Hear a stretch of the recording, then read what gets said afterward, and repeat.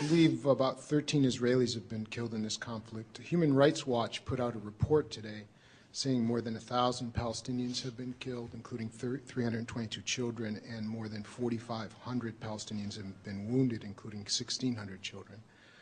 The report accuses Israel of engaging in war crimes. In particular, it says that the Israeli Defense Forces have urged civilians in Gaza to go for their own safety, to go to the city center and then bomb the Gaza city center with 155 millimeter artillery shells. And it says that here's what it says. I'd like her response to this. By using this weapon in such circumstance, Israel is committing indiscriminate attacks in violation of the laws of war. I'd like your response to that. No. Israel is acting not only according to the international law, but according to our values. And the Israeli soldiers are trying to avoid any kind of civil casualties.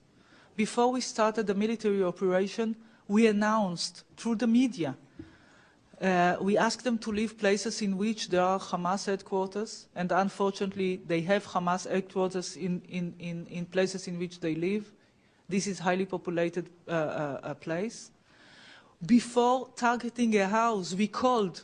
Israel made about 90,000 phone calls to citizens, asking them to leave before we target a place in which we know that we have Hamas headquarters, or a place in which they manufacture Qassam rockets to Israel. I would like to answer your question. Thank you. Now, a loss of a child is something which is terrible to any family. We are trying.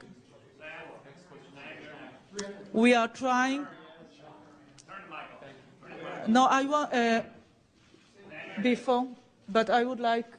See, it's very important. It's very. It is. I would like to give an answer not to you, but to those who ask this question, and they really care, because we do care for the loss of life of civilians. Israel shown restraint for years, for 8 years, and in which our citizens, children, were under threat and attacks. We tried to avoid this operation. We showed restraint. We entered this truce, but nothing happened. But there is a huge difference, and I would like the international community to make this distinction. According to any international law and the values of the international community, there's a difference between somebody who killed deliberately, a murderer, and between somebody who killed by mistake. And I want the international community to judge Israel according to our values and what we are doing. And during this war, we try to avoid civil casualties, but these things happen, especially when Hamas is hiding among civilians, abuse the fact that they are not willing or they cannot tell them to leave these places.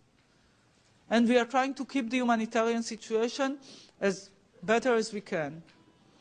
It's not a simple thing to do, especially not in Gaza Strip. But I would like to assure you that in each and every part of this operation, we are trying to avoid civil casualties. Thank you. Thanks. Please. Peter, I'm sorry, you're allowing speeches. I'm sorry, Peter, I respect you tremendously, but you're allowing speeches here and you're allowing virtually no questions.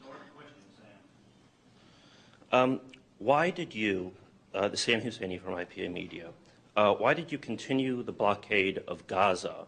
And you continue the blockade of Gaza. You've stopped several civilian boats from giving aid, the Free Gaza boat, for example.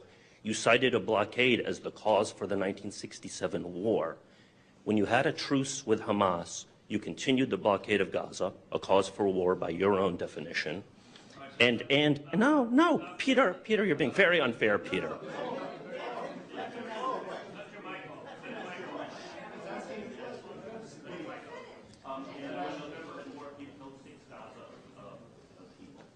Why did you do that? Why did you, in effect, kill the ceasefire with a blockade and the November 4th action?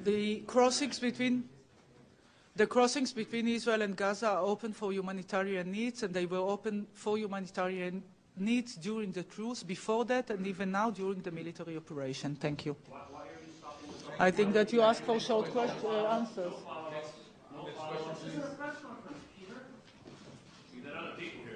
Foreign Minister, my name is Abdulrahim Fuqara. May I, from Al Jazeera, may I first of all just get you to respond to something we just got on AFP, which says Israel's Security Cabinet will vote on Saturday on a proposal for a unilateral ceasefire in the Gaza Strip, Israeli media reports said. Is there any truth to that, as far as you know?